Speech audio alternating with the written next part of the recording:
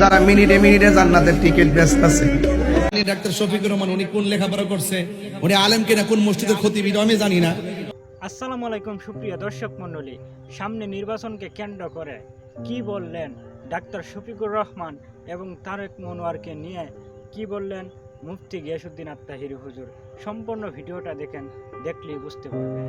গত বছর দেখলাম যে আমিরে জামাত, জামাতের যে আমির, উনি তো জেনারেল শিক্ষিত আলেম না, এই জন্য ওনার আর কি বলতাম, উনি ধর্ম সম্পর্কে কতটুকু জানে আমি জানি না। কোন মাদ্রাসায় পড়ছে, কামিল পাস করছে না মুহাদ্দিস হইছে আমি জানি। ডাক্তার শফিকুর রহমান উনি কোন লেখাপড়া করছে, উনি আলেম কিনা, কোন মসজিদের খতিব আমি জানি না।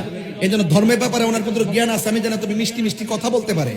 গতকাল দেখলাম ওই যে আরেকটা চাপাবাজ আছে তারেক মনোয়ার, এবং সকল জামাতের আলেমদেরকে নিয়ে মিটিং ডেকা জামাতের আমির বলতেছে, এদের উস্তাদ বলতেছে, এদের যাদের পিছনে রাজনীতি করে সেই নেতা বলতেছে আপনারা বক্তব্যের ক্ষেত্রে ভাষাগত সংযত রাখবেন, আবল তাবল বলবেন না। একদিন আগে আমিরে জামাত বুঝাইলো কি, আর একদিন পরে এই আজকে টিকিট দিছি কয়জনের হাত জাগান?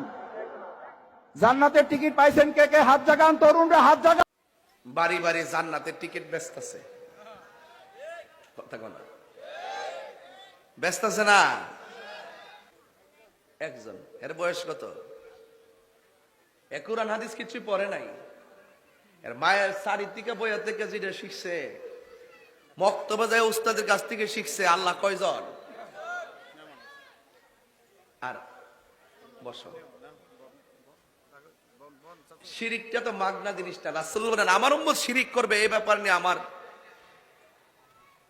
এটা নিয়ে আমার টেনশন নাই, আমার উম্মত এত সহজে শিরিক করবে না।